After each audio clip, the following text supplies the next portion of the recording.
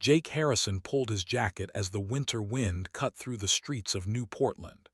His breath came out in white clouds, and his fingers felt numb even inside his work gloves. It was the kind of cold that made your bones ache, the kind that made you want to run home and never leave. "Dad, can we stop at the store?" Sophie asked, walking beside him. At 8 years old, she barely reached his elbow, but she kept up with his long steps without complaint. "Not tonight, sweetie," Jake said. "We need to get home before it gets darker." They had been at the community center where Sophie took her after-school program. Jake worked construction during the day, and the program kept Sophie safe until he could pick her up. Money was tight since his wife died 4 years ago, but they managed. Barely. The industrial district was always quiet at this hour. Most of the workers had gone home already. The factories stood dark and silent, their windows like empty eyes watching the street. Jake preferred this route because it was faster, even though it meant walking past the old warehouses that smelled like rust and oil. "Dad, look," Sophie suddenly stopped walking.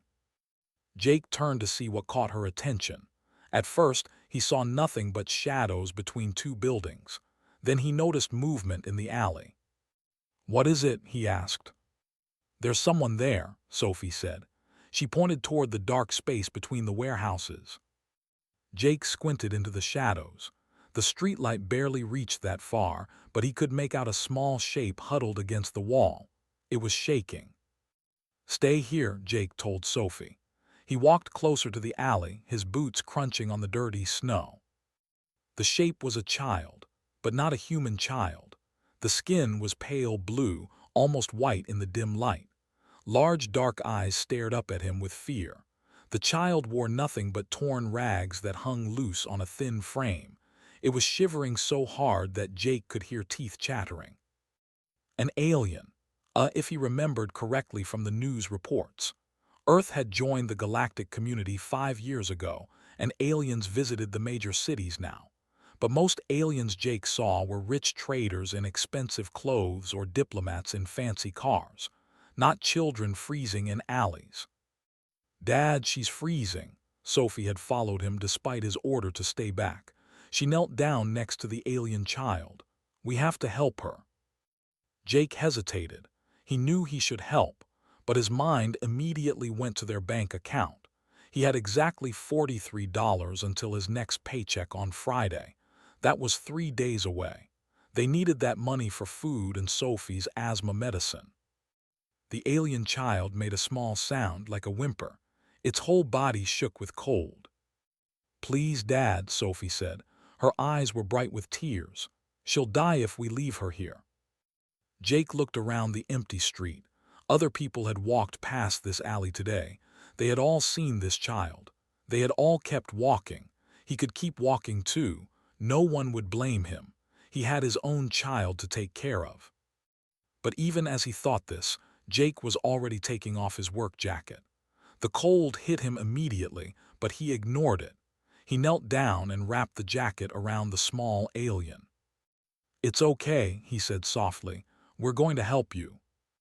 The alien child looked at him with those huge dark eyes. Up close, Jake could see that she was not just cold. She was sick. Her skin had a gray tint to it and her breathing was shallow and fast. Jake scooped her up in his arms. She weighed almost nothing. Her body was cold as ice against his chest. "Let's go home," he said to Sophie. Their apartment was 6 blocks away.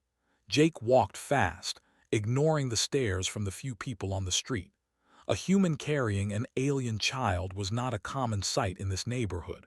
Most people here did not like aliens much.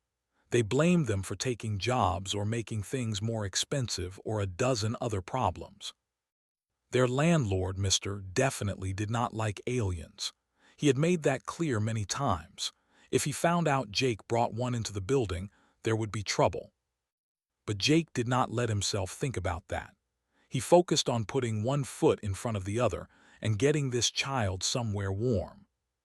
By the time they reached their building, Jake's arms ached from carrying the alien. Sophie ran ahead to open the door. They climbed the 3 flights of stairs to their apartment. Jake was breathing hard when they finally got inside. The apartment was small. Just 2 bedrooms, 1 bathroom, a kitchen that barely fit 2 people, and a living room with a couch that had seen better days. But it was warm. Jake had the heat on because of Sophie's asthma. He laid the alien child on the couch and turned up the heat even more. Sophie brought all the blankets from her bed and piled them on top of the shivering form. "What's your name?" Sophie asked the alien gently. The child's lips moved, but no sound came out at first. Then, in a voice so quiet Jake almost missed it, she said something that sounded like Lyra. "Lyra," Sophie repeated, smiling. "That's a pretty name. I'm Sophie and this is my dad, Jake." Jake went to the kitchen and heated up some soup. It was just canned chicken noodle, but it was hot. He brought it back to the couch and helped Lyra sit up enough to drink a little. She sipped the soup slowly, her hands shaking as she held the bowl. After a few minutes, some color started to come back to her face. The shivering slowed down. "Where are your parents?" Jake asked. Lyra's eyes filled with tears. She said something in a language Jake did not understand, but the meaning was clear enough. She was alone. Sophie sat on the floor next to the couch, holding Lyra's hand. "She can stay with us, right, Dad?" Jake ran his hand through his hair. "Stay with them." That meant more food to buy, more heat to pay for. Aliens from cold-sensitive species needed warmer temperatures than humans. The electric bill would go through the roof. And what about Mister? What about school? What about medical care? But as he looked at this small, sick child wrapped in blankets on his couch, and at his daughter's hopeful face, Jake knew there was only one answer he could give. "Yeah," he said, "she can stay." Sophie's face lit up with joy. She hugged Lyra carefully, and even the alien child managed a small smile.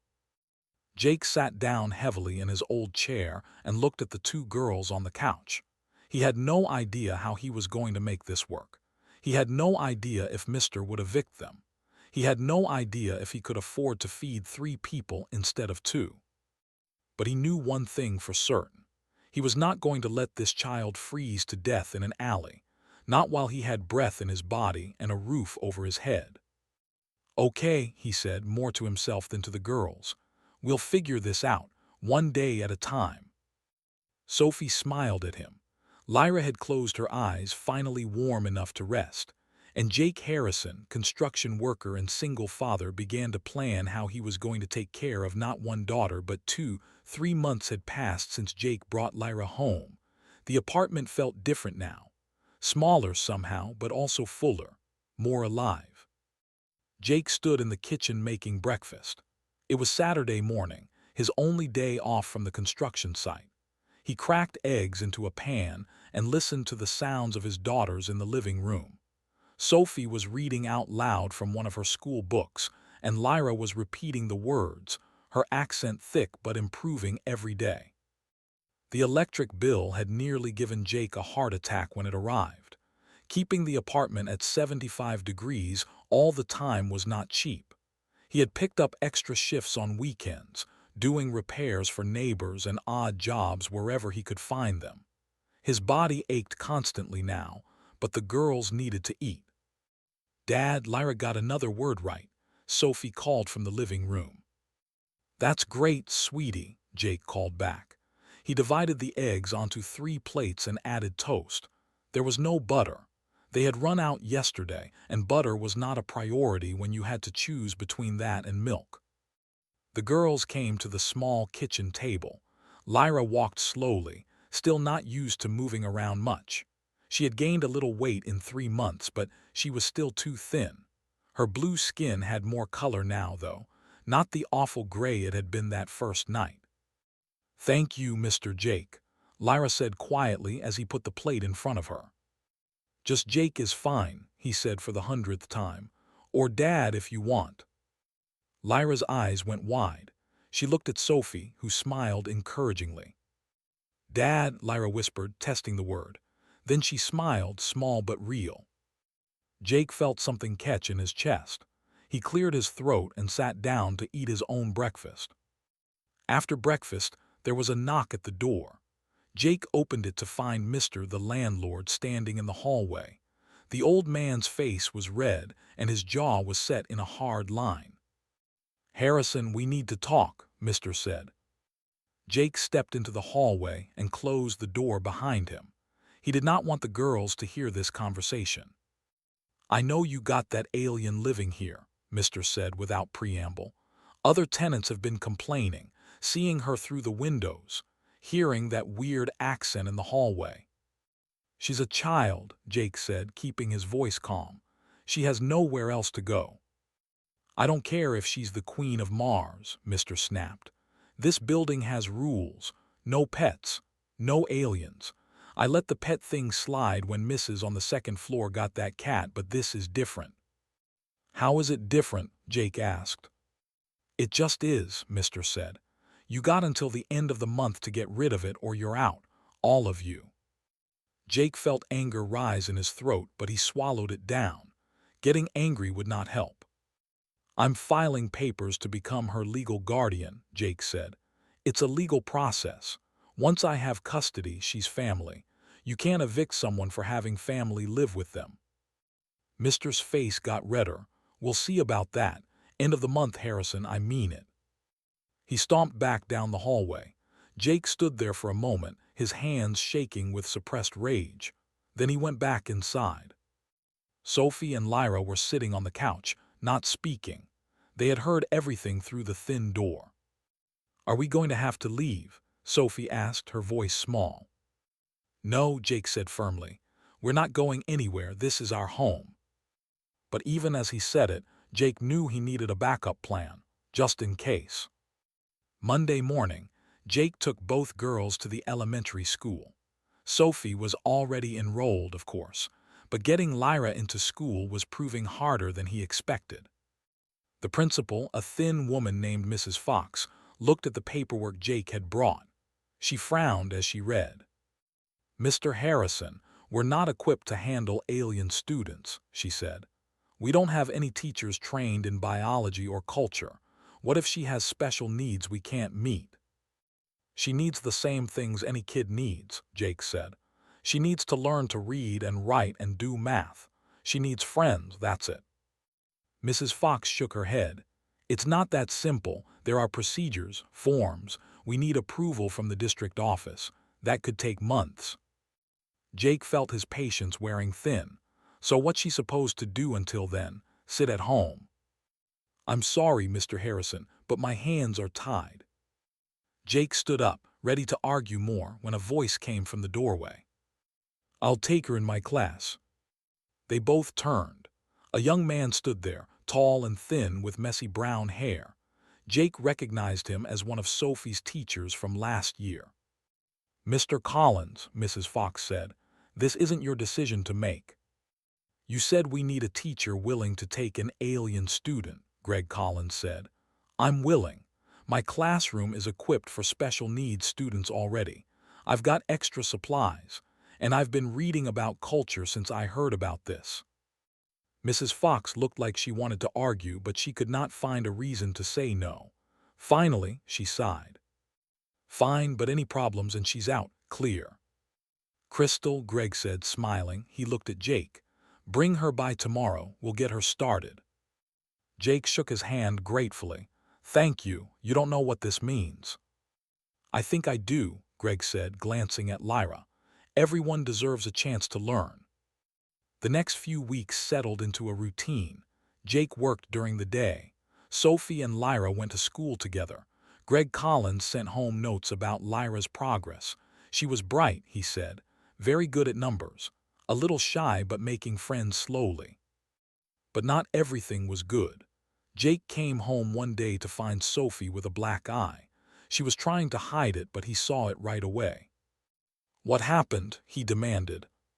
Sophie did not want to tell him, but eventually the story came out. Some older boys at school had been calling Lyra names. Alien, ice rat, trash. Sophie had punched one of them. The boy had punched back. Jake wanted to be angry.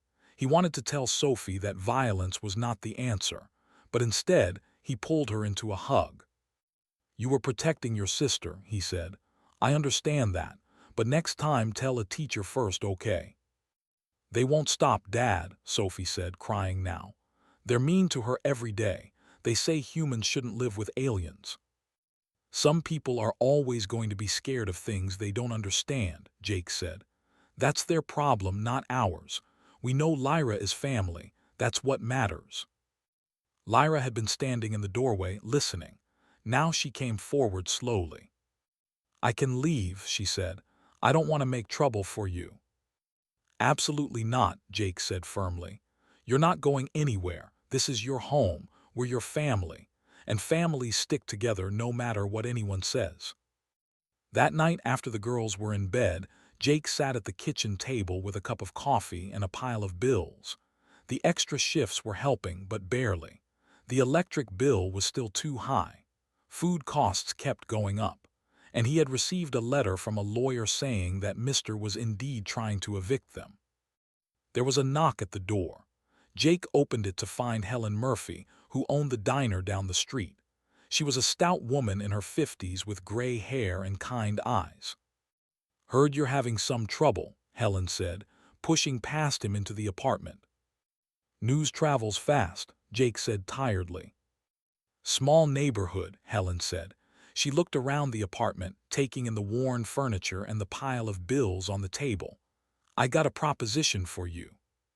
"I'm listening." "That alien girl of yours, Lyra, she old enough to work part-time." Jake blinked. "She's young, maybe 10 in human years." "So's my granddaughter, and she helps out at the diner on weekends," Helen said. "Nothing hard. Washing dishes, cleaning tables. I'll pay her minimum wage under the table, and I'll throw in free meals for all three of you on the days she works." Jake stared at her. "Why would you do that?" Helen shrugged. "Because 20 years ago I was a single mom with 2 kids and no money. Someone helped me then. Now I help when I can." She paused. "And because I think what you're doing is right. Not many people would take in a strange kid, especially not an alien one. World needs more people like you." Jake felt his throat tighten. "I don't know what to say." "Say yes," Helen said, "and bring your girls by the diner tomorrow. We'll get Lyra started." After Helen left, Jake sat back down at the table. He looked at the bills, then at the closed door of Sophie's bedroom where both girls slept. Sophie had insisted Lyra share her room, refusing to let her sister sleep on the couch. 3 months ago his life had been simple. Hard but simple. Now it was complicated and harder. But as he listened to the quiet sounds of his daughter sleeping, Jake realized something. He would not change it for anything. 7 years had changed everything and nothing. Jake Harrison stood at the kitchen counter making breakfast, just like he had done thousands of times before. But his hands moved slower now. His back ached every morning and his hair had gone almost completely gray. 53 felt older than he had expected. "Dad, have you seen my physics notes?" Sophie called from her bedroom. She was 15 now, tall and confident, nothing like the quiet 8-year-old who had begged him to help a freezing alien in an alley. "Check under Lyra's engineering books," Jake called back. "Why are my books always under your stuff?" Sophie's voice was playful, not annoyed. "Because your sister studies at the kitchen table and you study in bed," Jake said, smiling. Lyra appeared in the kitchen doorway. At 17 in human years, she had grown tall and graceful. Her blue skin had darkened to a healthier shade, and her large dark eyes no longer held fear. She wore the school uniform that Jake had saved for months to buy, and she carried a heavy backpack full of advanced mathematics and engineering textbooks. "Good morning, Dad," she said, kissing his cheek as she passed. The gesture was so natural, so normal that Jake barely registered it anymore. But he remembered when she first started calling him Dad. How careful she had been with the word, like it might break. "Morning, sweetheart," he said. "You got that college interview today, right?" Lyra's face fell slightly. "Yes, at New Portland Technical Institute." "What's wrong?" Jake asked, setting down his spatula. I thought you were excited about it. I am, Lyra said, but I've been thinking. Maybe I should wait a year, work more hours at the diner, save money. You're still doing so many extra shifts, and I know the medical bills from Sophie's emergency last year were expensive. Jake turned off the stove and faced his daughter fully. Lyra, we've talked about this. You're going to college. You've got a full scholarship. This is not negotiable. But you're tired all the time, Lyra said. Her voice was quiet but firm. Your back hurts. I see you taking pain medication. I could work full-time for a year and help with expenses. No, Jake said flatly. You're 17. You should be thinking about your future, not worrying about bills. That's my job.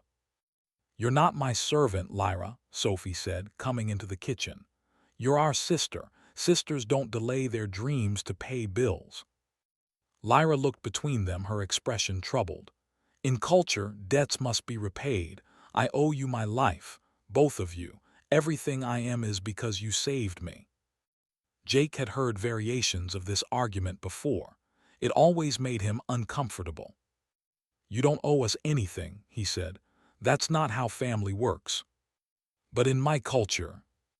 You're human now, Sophie interrupted. You've lived with us for 7 years. You eat our food, share our home, go to our schools. You're human in every way that matters. Lyra said, but there was uncertainty in her voice. Jake sat down at the table and gestured for both girls to join him. They sat, Sophie on one side and Lyra on the other. Let me tell you something, Jake said. When I brought you home that night, I didn't do it because I expected something in return. I did it because it was the right thing to do, because no child should freeze to death in an alley while people walk by and ignore them. But it cost you so much, Lyra said. It cost me money, Jake agreed. Extra shifts, a lot of stress. But you know what I got in return? I got another daughter. I got to watch you learn to read. I got to see you make friends. I got to help you with homework and teach you to ride a bike and listen to you laugh at Sophie's terrible jokes. My jokes aren't terrible, Sophie protested, but she was smiling. The point is, Jake continued, you already repaid me 1,000 times over just by being part of this family. I don't want your money or your service. I want you to go to college and become the brilliant engineer I know you can be. That's how you honor what we've built together, by living a good life. Lyra's eyes were bright with tears. I don't understand human families, she said. In culture, everything is transactional. You give, you receive. Debts are clear. But with you, nothing is clear. You give and ask for nothing. We ask for plenty, Sophie said. We ask you to do the dishes, to help with grocery shopping, to stop stealing my hoodies. I don't steal them, Lyra said. I borrow them. For months at a time, Sophie said, but she was grinning. Jake watched his daughters bicker and felt something settle in his chest. This was normal. This was family. The fact that one of his daughters had blue skin and was from a planet light years away did not change that. Go to your interview, Jake said to Lyra. Do your best and stop worrying about me. I'm tougher than I look. Later that day, Jake was at the construction site when he got a call from Sophie's school. His heart jumped into his throat immediately. Calls from school were never good news. Mr. Harrison, the principal's voice was tight. We've had an incident. Jake left work immediately and drove to the school. He found Sophie sitting outside the principal's office, her face flushed with anger. Her knuckles were scraped. What happened? Jake asked. She punched a boy, the principal said, coming out of her office. Drew broke his nose. Drew, Mistress' grandson. Jake closed his eyes briefly. What did he do? Jake asked Sophie. It doesn't matter what he did, the principal began. It matters to me, Jake said. He looked at Sophie. What did he do? Sophie's jaw was tight. He was talking about Lyra, saying things, horrible things, about how aliens don't belong here, how they're taking resources from real humans, how people like you who help them are traitors. That doesn't justify violence, the principal said. She's right, Jake said to Sophie. Violence isn't the answer. I know, Sophie said, and now there were tears in her eyes. But I'm so tired, Dad. So tired of people saying mean things about our family, about Lyra. She works harder than anyone. She's smarter than half the kids in our grade. And they still call her trash. They still act like she doesn't belong. Jake pulled Sophie into a hug. She cried against his shoulder while the principal watched with an uncomfortable expression. Sophie's suspended for 3 days, the principal said, and Mr. is threatening to press charges. Let him, Jake said. My daughter was defending her sister from hate speech. If he wants to make this a legal matter, I'm happy to explain to a judge exactly what his grandson said. The principal's expression suggested she wanted no part of that conversation. I'll talk to see if we can handle this internally. That evening, all 3 of them sat on the couch in their small apartment. It was the same couch where Jake had first wrapped a freezing alien child in blankets 7 years ago. I'm sorry I hit him, Sophie said. I'm not, Lyra said. He deserved it. Violence isn't the answer, Jake said, but there was no real heat in his words. He was tired of fighting. Tired of people who could not see past the color of someone's skin or the planet they came from. How was your interview? Sophie asked Lyra, clearly trying to change the subject. Lyra's face brightened. They accepted me, full scholarship. I start in the fall. Jake felt pride surge through him. That's wonderful, sweetheart. There's more, Lyra said. They want me to work in their research department, paid position. I can help with expenses. Lyra, Jake began, but she held up her hand. I know what you're going to say, but this isn't about repaying debt. This is about me wanting to contribute to our family because that's what families do. They help each other. You taught me that. Jake looked at his daughter, not his alien ward, not his charity case, his daughter. Okay, he said, but any money you make goes into savings for your future. Books, supplies, maybe a car eventually, not bills. We'll split it, Lyra said. Half for me, half for family expenses, that's fair. That's more than fair, Sophie said. That's you being amazing like always. They ordered cheap pizza that night, their tradition since that first night together. As they ate and talked and laughed, Jake looked at his 2 daughters and marveled at how far they had come. 7 years ago, he had been a tired single father with barely enough money to feed 1 child. Now he was a tired single father with barely enough money to feed 2 children.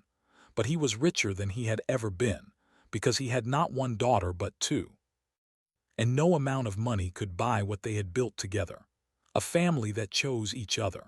A family that stood together against a world that did not always understand them.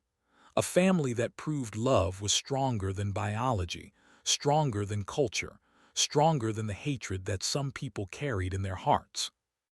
As Lyra helped clear the dishes and Sophie queued up a movie on their old television, Jake leaned back and let himself feel content.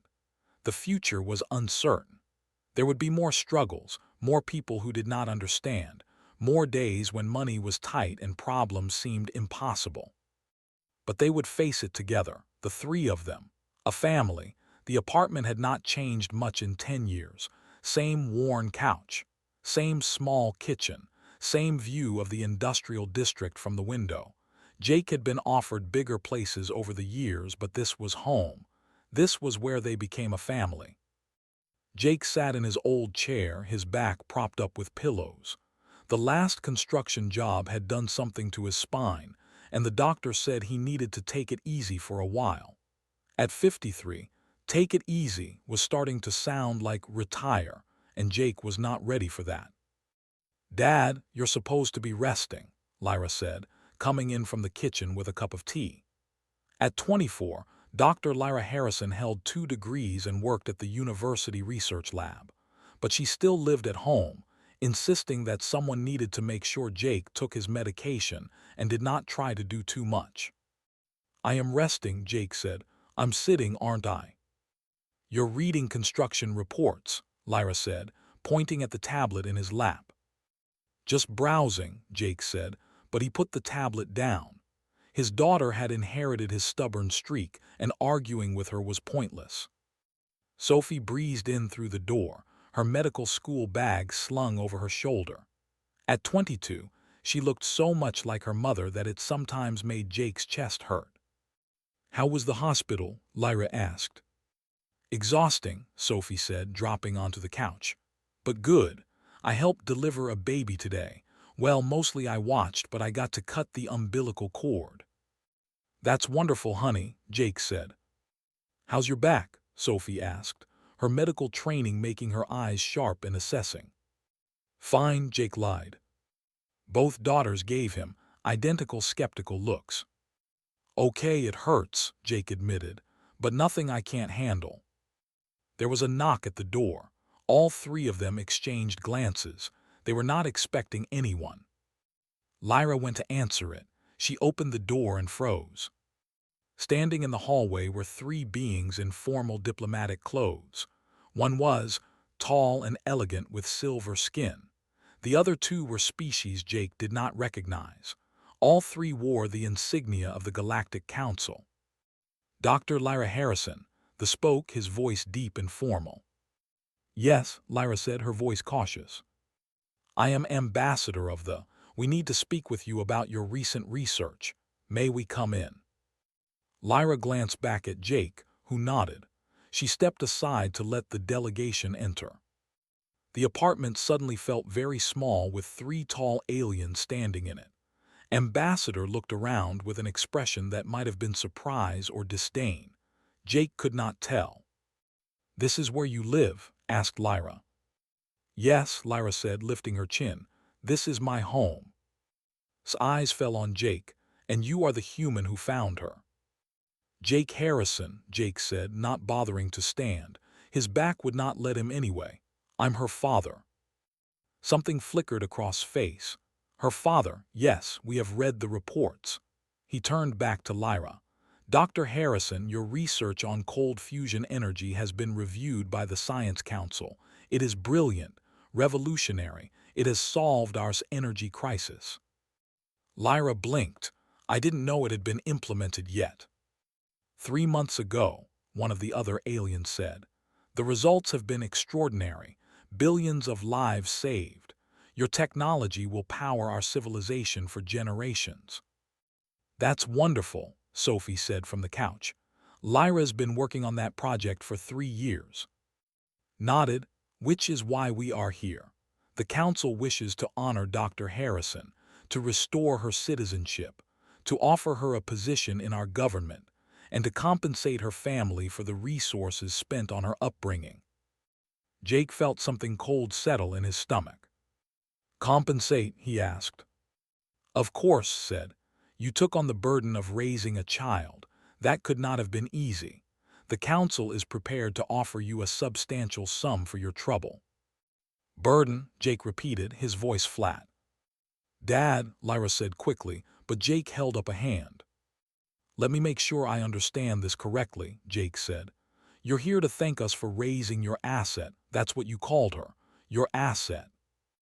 "Dr. Harrison's brilliance has proven valuable to our civilization," said, missing or ignoring the anger in Jake's tone. "We acknowledge that you played a role in her survival and development." "A role," Jake said. He looked at Lyra. "Did you hear that? I played a role."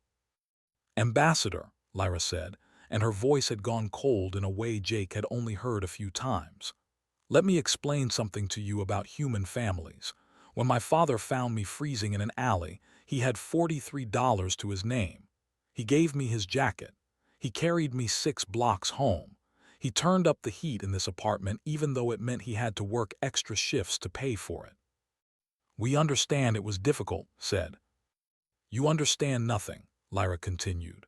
"For 10 years this man has fed me, clothed me, helped me with homework, taught me to ride a bicycle, held me when I cried, and treated me like his own daughter.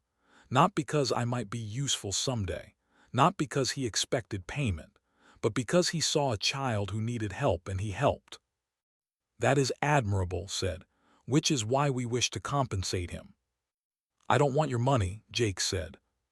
The 3 aliens stared at him. You refuse payment, one of the other aliens asked. That makes no logical sense. Maybe not to you, Sophie said, standing up. But we're not keeping score. We didn't raise Lyra as an investment. We raised her because she's our family. Looked genuinely confused, but she is not human. She's both, Jake said. She's by birth and human by choice, and I'm proud of her no matter what planet she came from. Lyra walked to stand between Jake and Sophie. Ambassador, please thank the Council for their offer, but I must decline. I am not interested in a government position on the. I am not interested in restored citizenship, and I am certainly not interested in you treating my family like they performed some kind of business transaction. You would refuse the Council's voice rose. You would reject your own people. My people are standing right here, Lyra said, gesturing to Jake and Sophie. These are the people who chose me when everyone else walked past. These are the people who taught me that family is not about biology or transactions or debt. It's about love and sacrifice and showing up every single day even when it's hard. You are making a mistake, said. No, Lyra said. The mistake was yours. 10 years ago, your culture deemed me worthless because I could not tolerate cold. You abandoned me to die, but my father did not see worthless. He saw a child who needed help, and that difference in perspective is why I am human now, not. The silence that followed was heavy. Looked at Lyra, then at Jake, then at Sophie. Jake could see him trying to understand, trying to fit what he was seeing into his worldview and failing. Finally bowed slightly. I will inform the Council of your decision. They will be disappointed. They'll get over it, Sophie said. After the delegation left, the three of them stood in silence for a moment. Well, Jake said, that was interesting. Lyra turned to him, her eyes bright with tears. Did I do the right thing? You did exactly the right thing, Jake said. They offered you money, Lyra said. We could use money. Your medical bills, Sophie's school loans. We don't need their money, Jake said firmly. We've got everything we need right here. Sophie hugged Lyra. You told them off pretty good. I learned from the best, Lyra said, smiling through her tears. Dad's been telling off people who underestimate us for 10 years. Somebody has to, Jake said. He looked at his daughters and felt fierce pride. This was what mattered, not money or status or recognition from some distant government. This, family. You know what the funny thing is, Lyra said. They came here thinking I succeeded despite being abandoned. But the truth is, I succeeded because I was found. Because 3 people became a family in this little apartment and decided that love was more important than logic. That's not funny, Sophie said. That's beautiful. It's both, Jake said. He settled back into his chair, his back aching but his heart full. Now who wants to order pizza? I think we earned it. As Lyra called the pizza place and Sophie queued up a movie on their old television, Jake looked around their small apartment. This was the room where they had become a family, where they had learned what it meant to choose each other every day, where an abandoned alien child had become his daughter. The Galactic Council thought they had offered Lyra something valuable, but they had it backwards. Lyra already had everything that mattered. She had a home, she had a family, and she had learned the most important lesson Jake could teach her. That human love was the most powerful force in the galaxy, and it cost nothing but everything. 2 years after the Council's visit, the world ended. Or at least it was about to. Jake stood in the living room watching the emergency broadcast on their television. The reporter's face was pale, his voice shaking as he read from the script. Scientists confirm that the sun's magnetic field has destabilized. Solar flares of unprecedented magnitude are expected to strike Earth within 3 weeks. The radiation will penetrate our atmosphere. There is no place to hide. Evacuation of 8 billion people is impossible. Sophie stood next to him, her hand gripping his arm. This can't be real, she whispered. Jake said nothing. He had lived through enough to know when something was truly serious. the look on the reporter's face, the emergency sirens outside, the messages flooding his phone from neighbors asking if he had heard the news. This was real.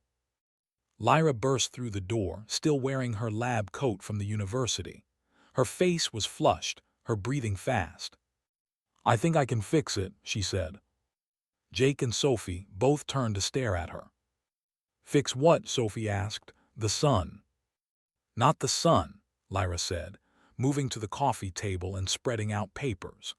"But I can create a shield network, using modified cold fusion technology and human satellite systems. If I can get enough power cores and the cooperation of multiple species, we can generate a magnetic field strong enough to deflect the worst of the radiation." "That's impossible," Sophie said. "The energy requirements alone." "Would be massive, yes," Lyra said, "but not impossible. I've been working on this theory for months. I never thought I'd need to actually implement it." "Why were you working on sun shield theories?" Jake asked. Lyra looked at him, and in that moment he saw the scared child she had been 10 years ago. "Because I was afraid," she admitted. "Afraid that something might happen to Earth, to you, to Sophie, and I wanted to be ready to protect my home." Jake felt his throat tighten. "So what do you need?" "I need the Galactic Council to listen to me," Lyra said. "I need them to contribute resources, ships, power cores, technology from multiple species, and I need them to do it in 3 weeks." "They rejected you 2 years ago," Sophie said. "Why would they help now?" "Because this time I'm not asking for me," Lyra said. "I'm asking for humanity." The next day, Lyra addressed the Galactic Council. Jake and Sophie sat in the public gallery, watching the proceedings on a large screen. Hundreds of aliens from dozens of species filled the chamber, all talking at once. Ambassador stood up. "Dr. Harrison, you rejected our offer of citizenship and position 2 years ago. Why should we help you now?" Lyra stood at the podium, small and alone in the massive chamber. But when she spoke, her voice was clear and strong. "Because 10 years ago a human man saw me freezing to death in an alley," she said. "He had no money, he had a child to feed. He had every reason to walk past me like everyone else did. But he stopped. He gave me his jacket. He carried me home, and he changed my life." The chamber grew quiet. "Jake Harrison worked double shifts to keep me warm," Lyra continued. "He went hungry so I could eat. He fought landlords and school administrators and neighbors who did not want an alien in their building. He did all of this not because he expected something in return, but because he saw a child who needed help." She pulled up a hologram showing her research. "This is what came from that one act of kindness.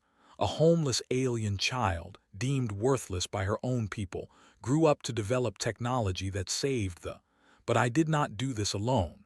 I did it because I had a father who believed in me, a sister who stood by me, a family that taught me the most important lesson in the galaxy." "And what lesson is that?" asked the ambassador. "That compassion is not weakness," Lyra said. "That helping someone costs you something, yes, but that cost is always worth it, because every person you help might be the one who changes everything." She looked directly at the camera, knowing Jake and Sophie were watching.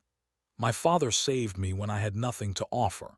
Now I'm asking you to save humanity, not because they can pay you back, not because it benefits your planets, but because it's the right thing to do. Because that's what my father taught me. That's what humans believe. And if we're going to be part of a galactic community, shouldn't we act like a community?" The chamber erupted in discussion. Jake watched aliens arguing with each other, gesturing at screens, pulling up data. He felt Sophie grip his hand. "She's amazing," Sophie whispered. "She always was," Jake said. "I just helped her see it." The vote took 6 hours. In the end, the council agreed. They provided their advanced power cores. They contributed their strongest ships. The Vex donated shield generators. Dozens of species offered technology, resources, and personnel. But humans provided something else. They provided the workers, the coordination, the determination. Jake's old construction crew was recruited to help build the shield generators on the ground. Helen from the diner organized food distribution for the thousands of workers. Greg Collins, now a school principal, coordinated the evacuation of children from high-risk areas. Sophie's hospital worked around the clock, treating injuries and keeping people calm. She barely slept, running on coffee and sheer will. And Jake, despite his bad back and gray hair, put on his work gloves one more time. He stood alongside aliens from a dozen worlds, all of them working together to build something that had never been built before. Lyra worked in the Central Command Center, coordinating everything. She had not slept in days.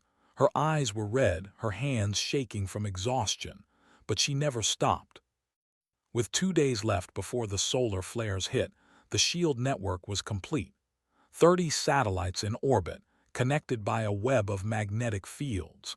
The largest engineering project in human history, completed in just under 3 weeks. Jake stood with Sophie in the public square where a massive screen showed the countdown. Around them, thousands of people waited. Humans and aliens side by side, all of them hopping, all of them praying to whatever gods they believed in. The solar flares hit. The sky lit up with colors Jake had never seen, red and purple and gold swirling like paint in water. The SHIELD network glowed, visible even from the ground. Energy crackled across the sky. For 12 hours the storm raged, buildings shook, the ground trembled, people held each other and waited. And the shields held. When the storm finally passed and the sky cleared, the crowd erupted in cheers. People hugged strangers. Aliens and humans danced together in the streets. They had survived, all 8 billion of them. Jake found Lyra in the command center, collapsed in a chair. She looked up as he entered, tears streaming down her face. "We did it," she whispered. "We actually did it." Jake pulled her into a hug. "You did it. You saved the world." "No," Lyra said, her voice muffled against his shoulder. "You saved me first. I just paid it forward." 3 months later, the city erected a memorial in honor of the SHIELD network project. Thousands of names were carved into the stone, representing everyone who had worked to save Earth. But Jake did not go to the unveiling ceremony. Instead, he took Lyra and Sophie to a different place, the alley where it had all started.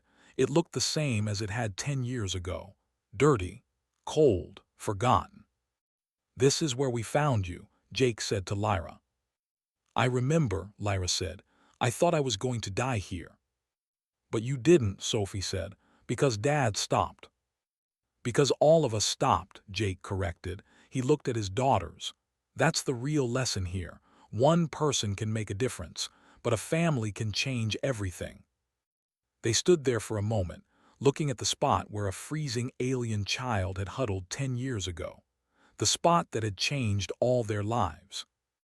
"You know what the reporters keep asking me," Lyra said. "They want to know how it feels to be the woman who saved Earth. They want to know if I feel like a hero." "What do you tell them?" Jake asked. "I tell them I'm not a hero," Lyra said. "My father is the hero. He saw someone who needed help and he helped. That's all I did too. I saw a planet that needed saving and I remembered what my father taught me. You don't walk away when someone needs you." Jake felt his eyes burn with tears. "I'm proud of you, both of you." "We're proud of you too, Dad," Sophie said. "You started all of this with one choice, one moment of kindness." They walked home together, just like they had done thousands of times before. 3 people who had become a family in the way. An abandoned alien, a human girl who had lost her mother, and a man who had decided that kindness mattered more than convenience. That night Jake sat in his old chair, watching his daughters argue playfully about whose turn it was to do dishes. The apartment was still small, still old, still home. He thought about that freezing night 10 years ago, about the decision that had changed everything, about how close he had come to walking past that alley. But he had not walked past. He had stopped, and in stopping he had not only saved a life, He had shown the galaxy what humanity was capable of, not because humans were stronger or smarter or better than other species, but because humans understood something fundamental: that every person mattered, that every life had value, that family was not about biology or species or planet of origin. It was about choosing to show up, choosing to help, choosing to love, even when it cost you everything. Lyra laughed at something Sophie said, and the sound filled the small apartment with warmth. Jake smiled. His back ached. His hands hurt.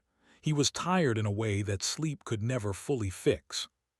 But he was happy, because he had two daughters who made the galaxy better just by being in it, because he had proven that one person's compassion could ripple outward and change everything, because he had learned that the most powerful force in the universe was not technology or weapons or money. It was love, simple human love, the kind that saw a freezing child and said, "Not on my watch." The kind that saved the world.